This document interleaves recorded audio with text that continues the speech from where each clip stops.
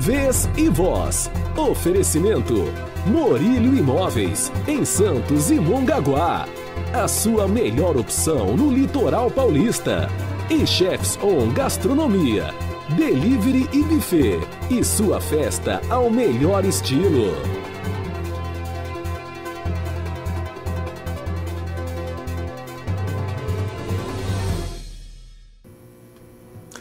Olá! Santos possui cerca de 30 mil alunos, sendo praticamente 12 mil em vulnerabilidade social. É a 8ª maior rede pública de ensino do estado. Esse número é fundamental quando se discute a possível volta às aulas presenciais em setembro próximo. Para falar sobre a volta às aulas durante a pandemia de Covid-19, eu converso com Cássio Canhoto, do Sindicato dos Servidores Públicos Municipais de Santos. Tudo bem, Cássio? Olá, Raton, bom dia. E a professora e orientadora educacional Fabiana Riviero. Professora, obrigado. Riveiro.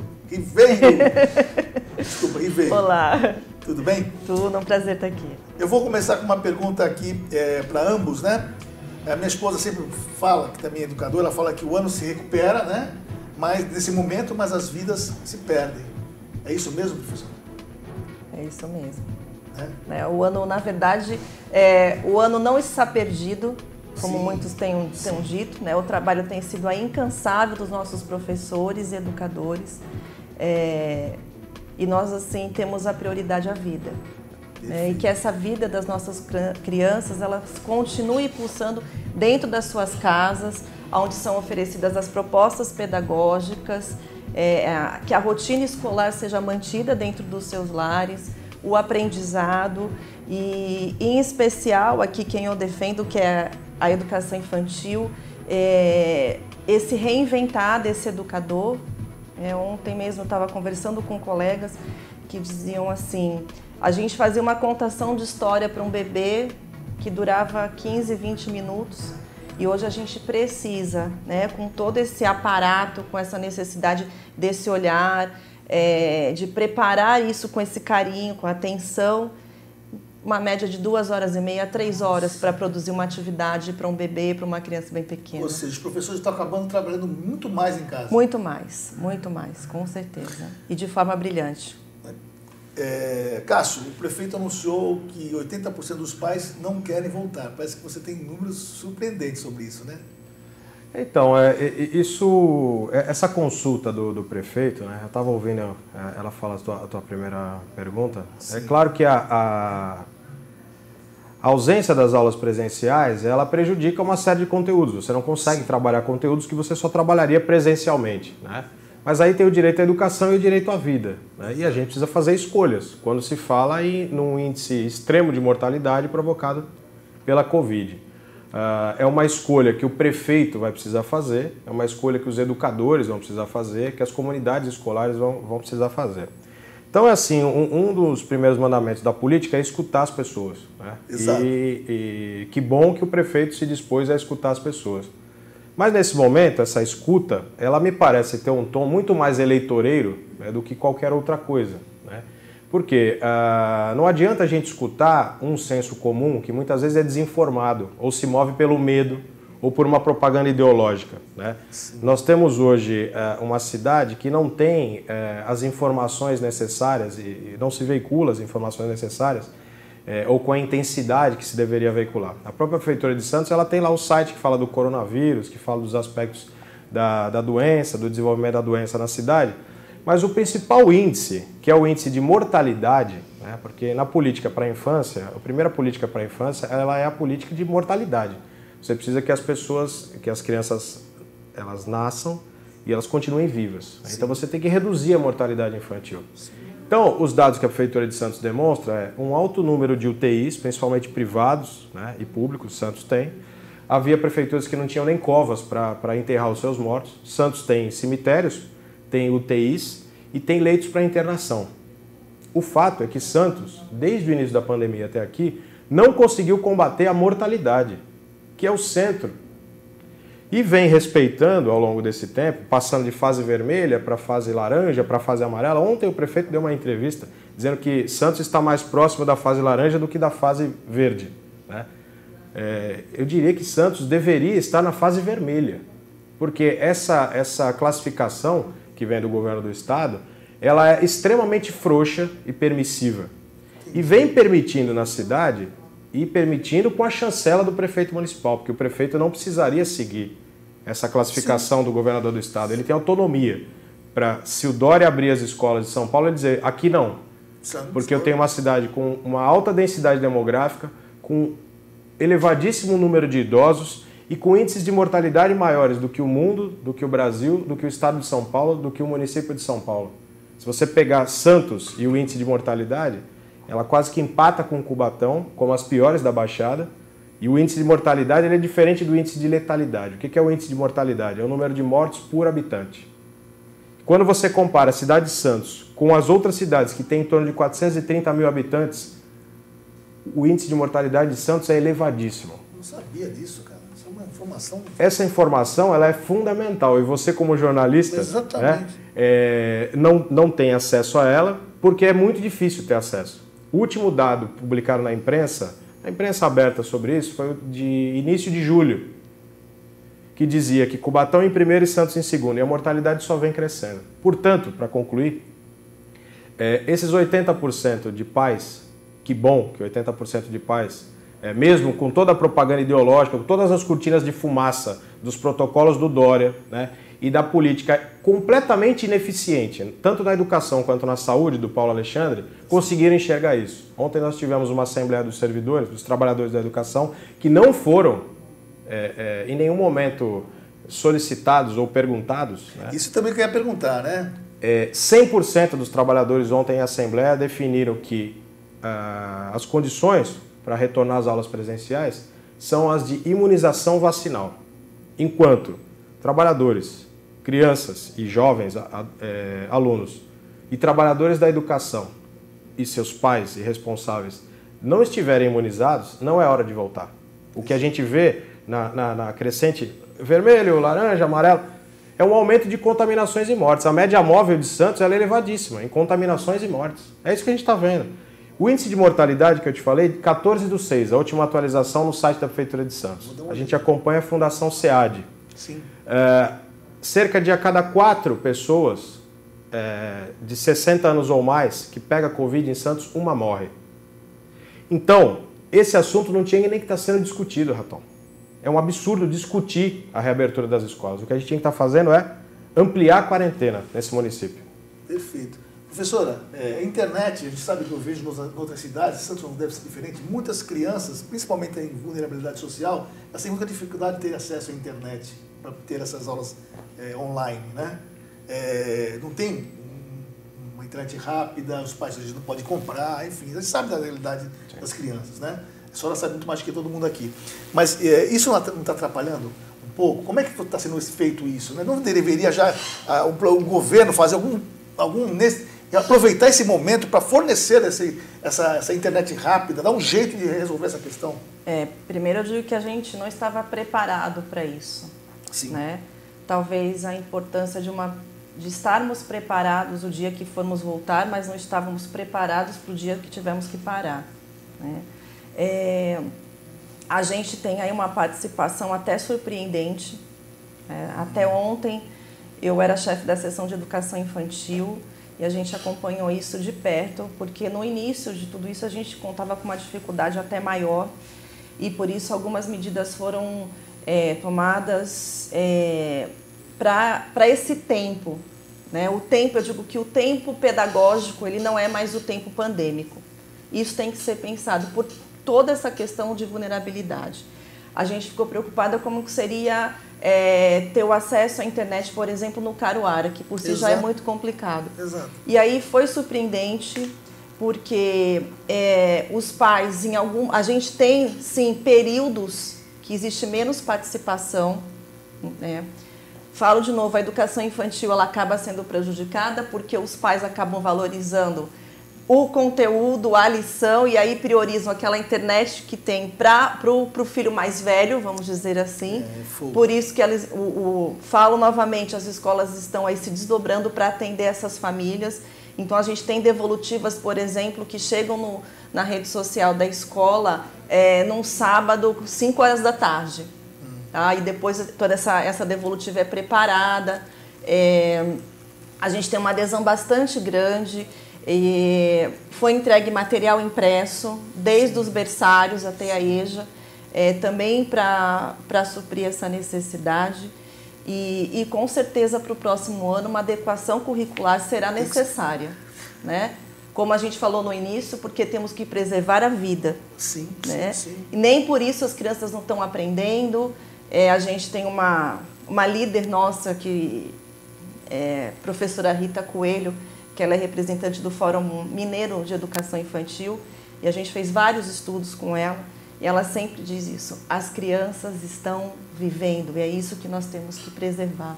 Essa vida lá dentro, que ela pulsa, e que eles possam ali estar vivendo as experiências propostas, desenvolvendo tudo isso e também se prevenindo.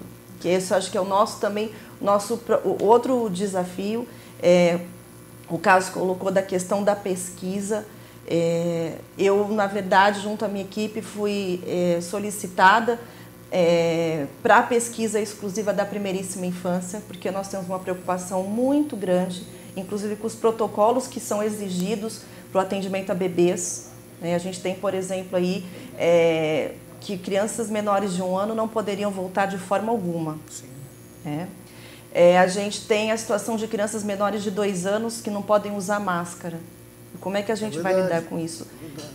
Nossa, é muita então, coisa que tem que ser muito complexo, muito complexo. A gente ficou contente com essa resposta. A gente acredita, assim, que isso seja uma representatividade para essa decisão do governo, que eles realmente sejam ouvidos.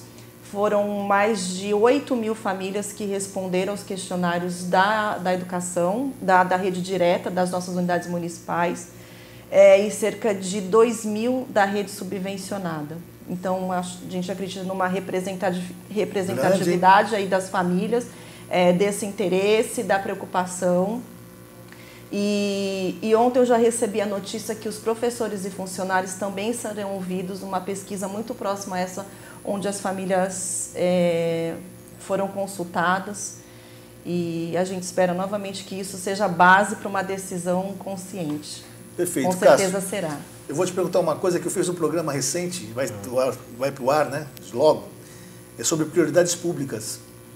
E eu queria te fazer uma pergunta, você que é um cara que conhece de administração pública com poucos na cidade aí, não seria a hora de aproveitar essa pandemia, que é uma coisa ruim, começar a gente rever essas prioridades?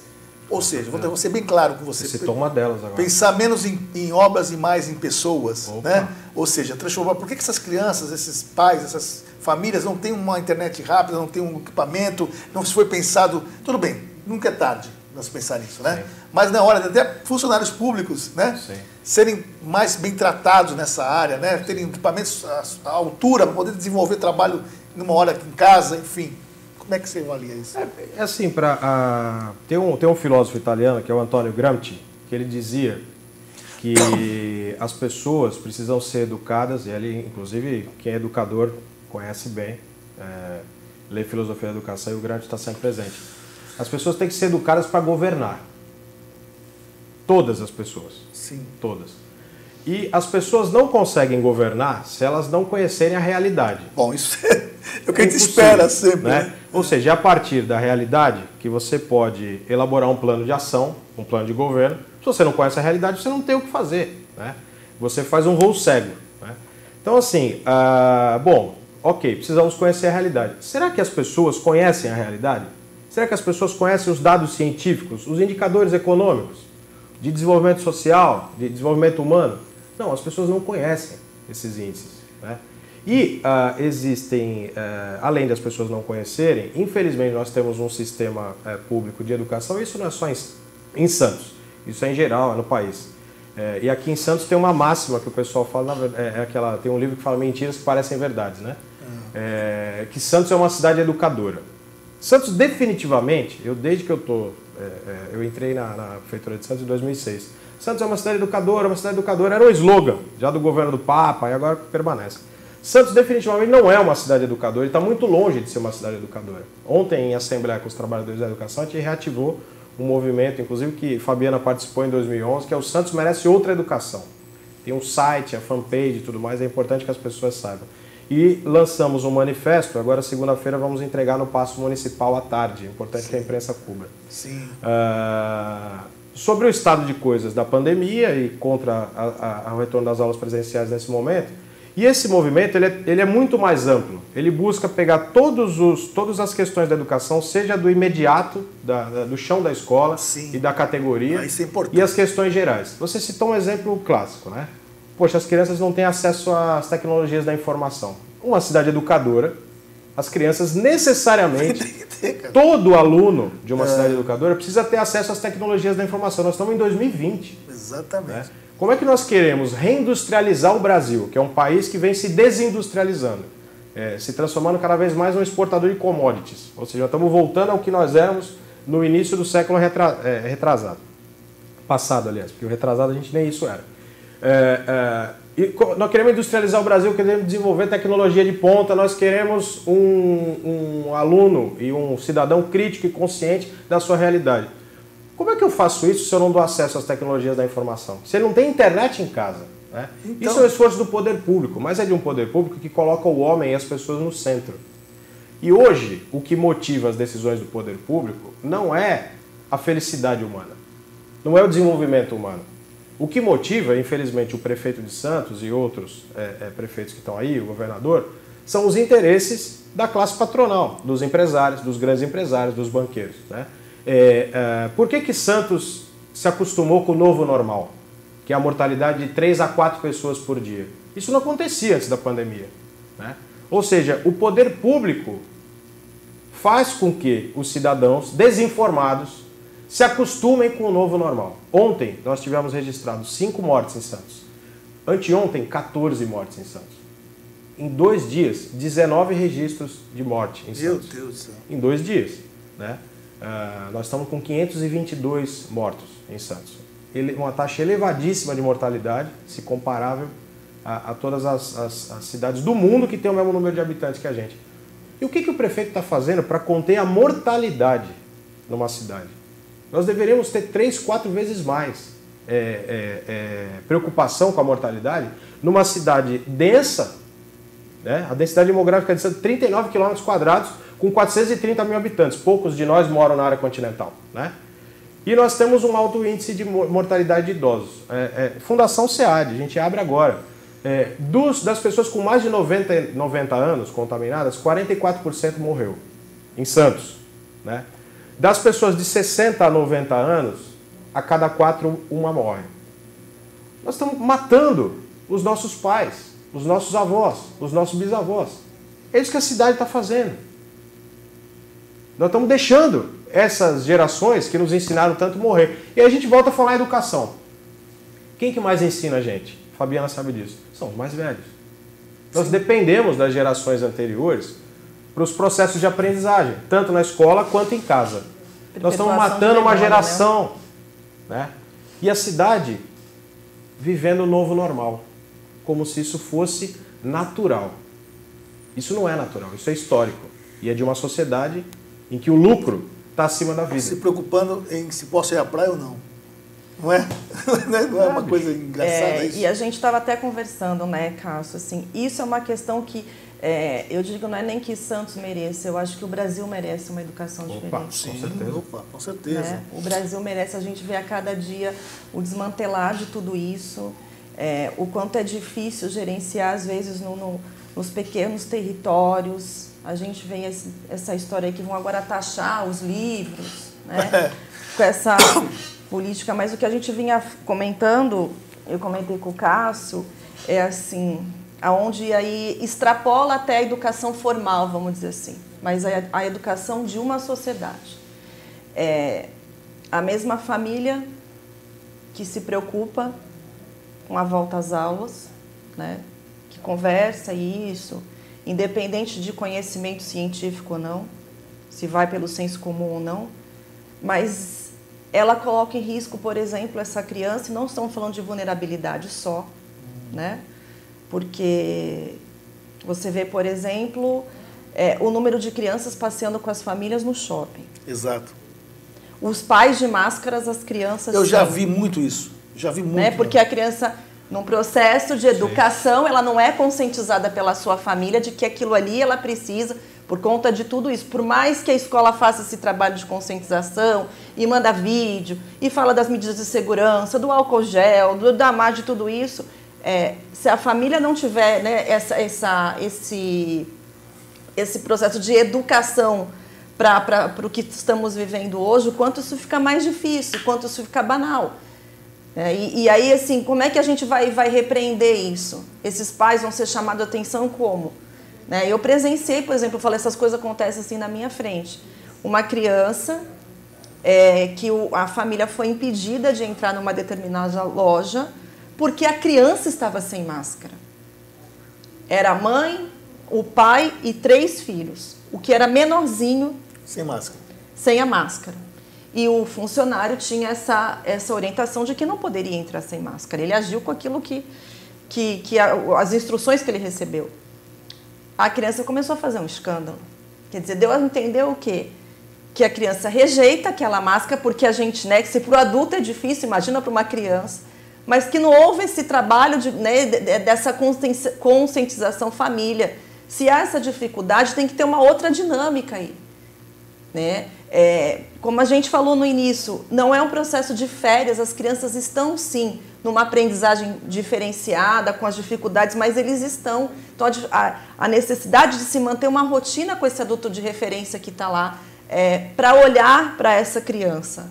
A gente vê uma invisibilidade da infância aí também nesse processo, porque estão lá, põe na frente da televisão, ou a própria questão do conscientiza da máscara, eles precisam ser olhados. Né? Cássio e professora, o que seria uma volta segura?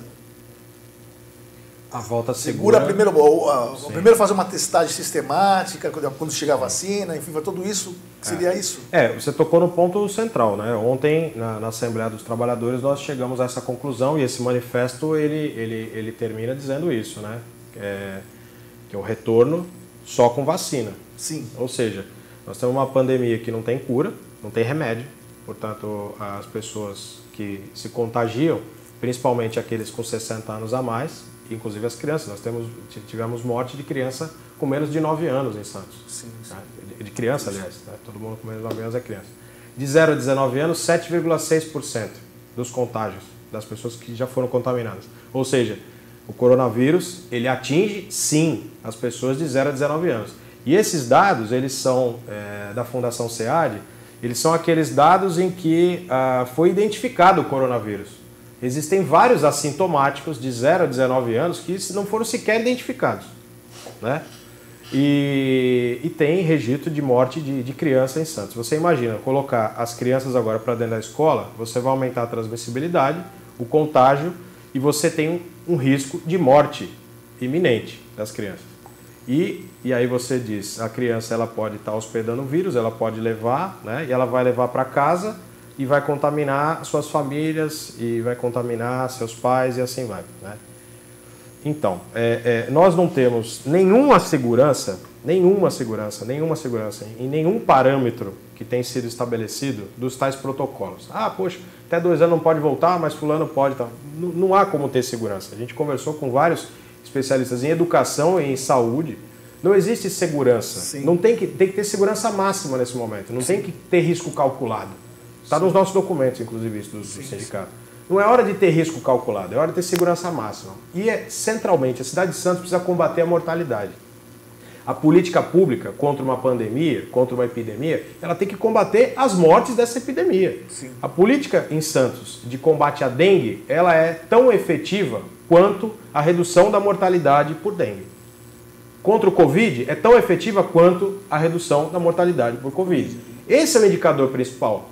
Se um prefeito e uma cidade, aí não é só o prefeito, é a cidade, ela não trabalha para reduzir o número de mortes de uma dada epidemia, ela está fazendo o quê?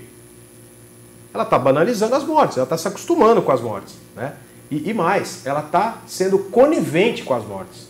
Ela está matando.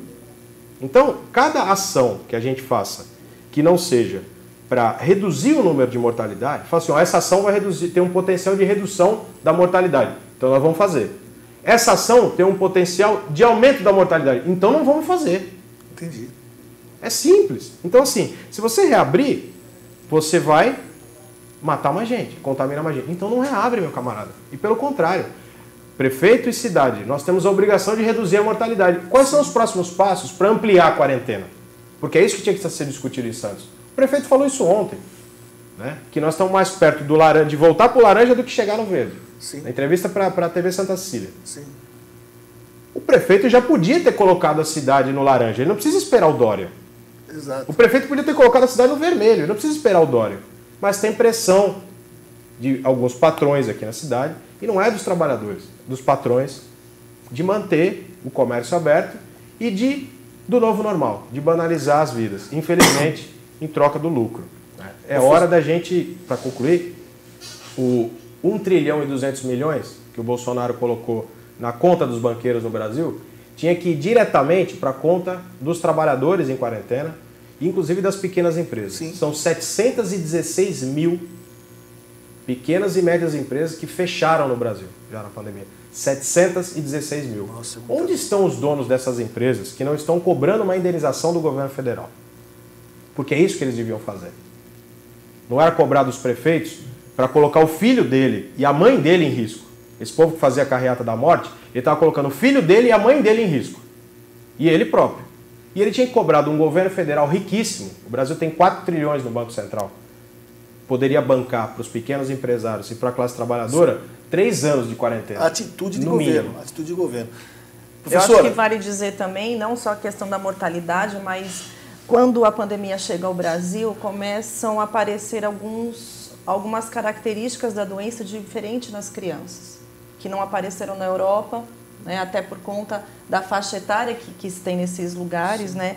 E aí eu trago dados aqui, a gente se baseia muito para estudos, numa fundação que a gente acha séria, é uma fundação que tem um trabalho de pesquisa com a primeira e primeiríssima infância, que é a Fundação Maria Cecília Souto Vidigal. E nesse documento que a gente tem, que a Secretaria tem estudado, né, com as orientações e protocolos, a gente tem aqui uma informação com base em 20 de maio, que foi da preparação desse documento. Mais de 7 mil crianças foram hospitalizadas, tá? Na faixa etária de 1 a 5 anos, que a gente está falando é da primeira infância, tá? E mais de quase 7 mil também entre os jovens e adolescentes, crianças e adolescentes, e que desenvolveram a síndrome respiratória aguda, grave.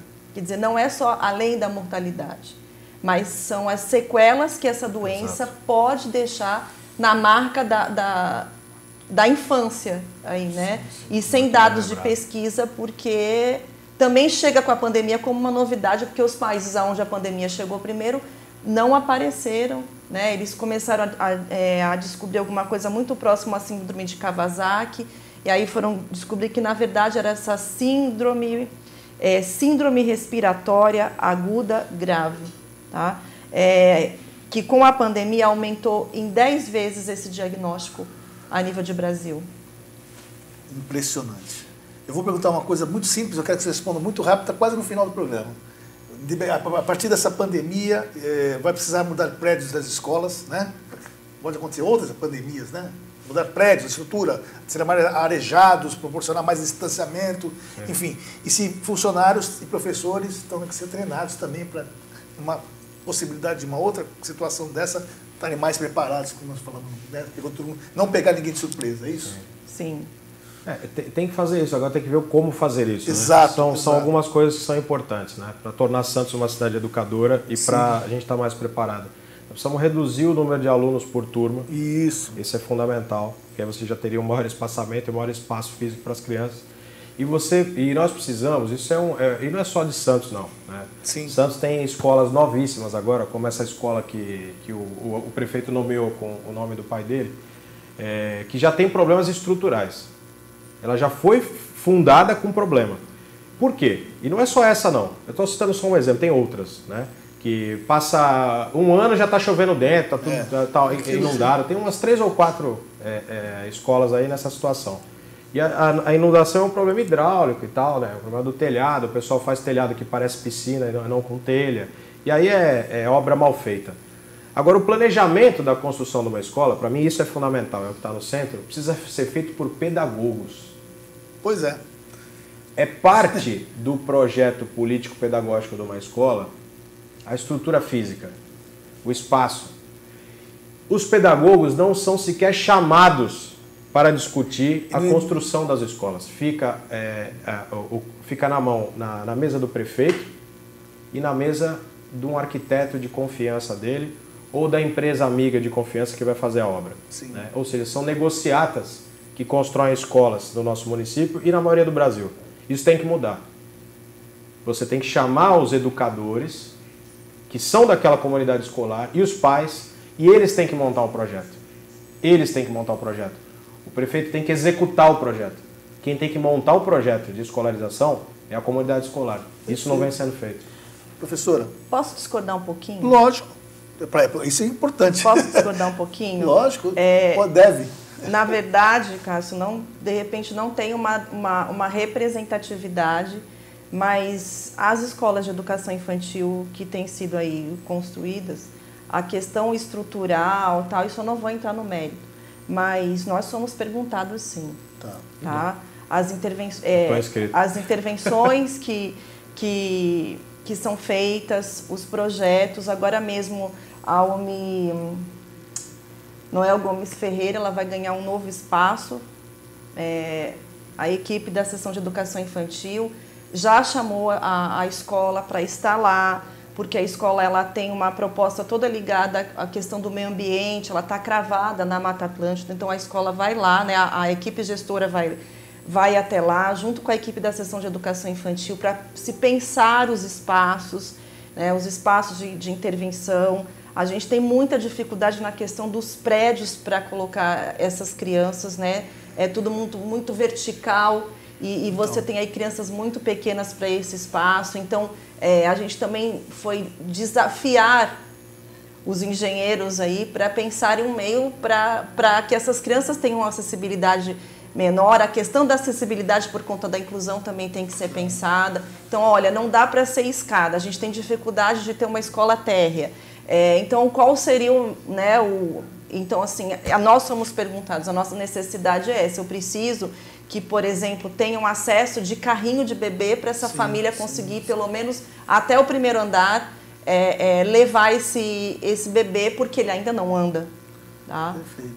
Eu vou fazer uma pergunta agora final, né? Que ontem surgiu essa polêmica e eu vou perguntar para vocês aqui. Escola cívico-militares.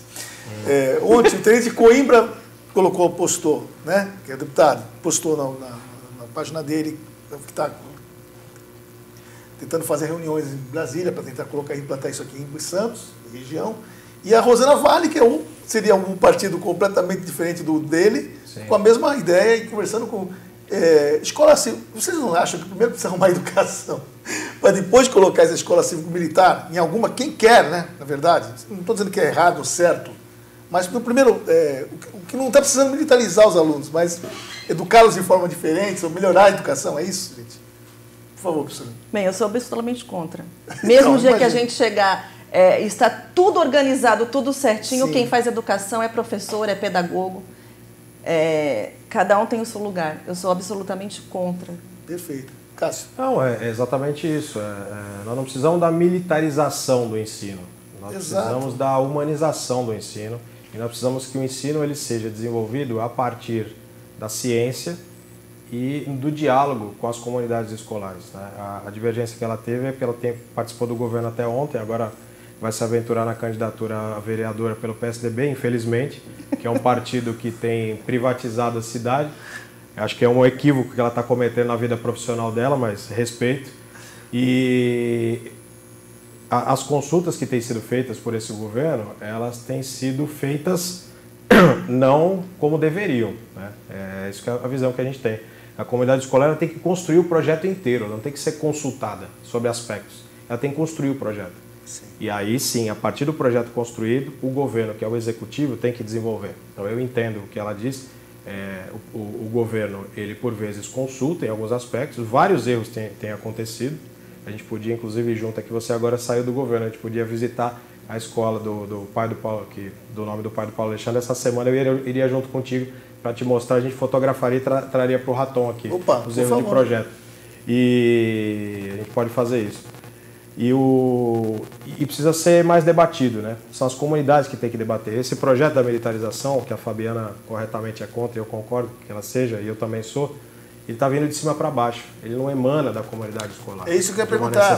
Foi feita uma consulta, né? E assim, ele não é debatido de forma científica, esse que é o problema. E ele está muito ligado à questão de achar que a escola, que a gente busca, essa escola humanizadora, ela é a escola da baderna. Está ligado a isso.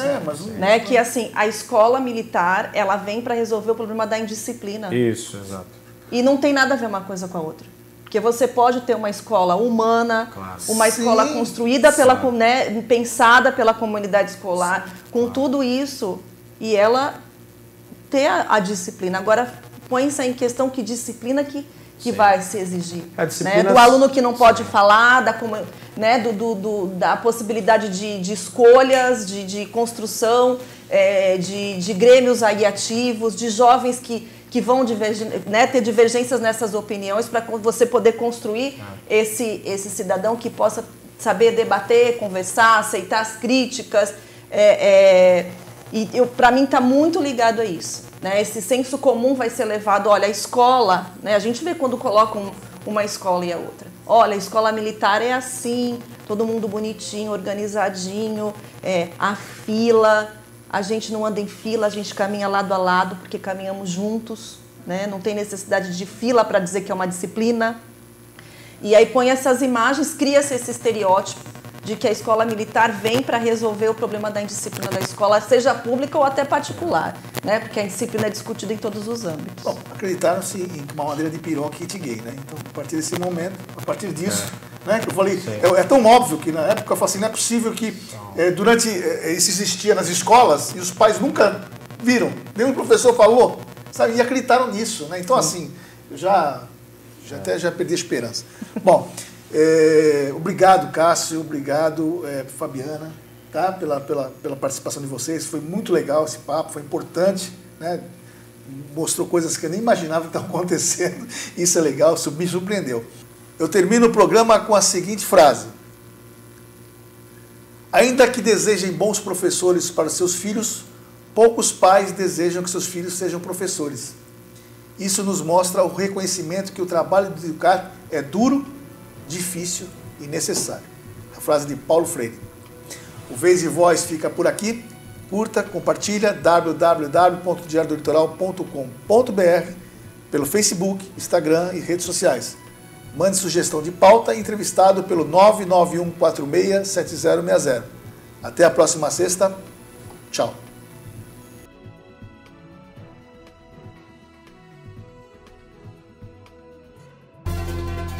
Vez e Voz. Oferecimento Morílio Imóveis, em Santos e Mongaguá.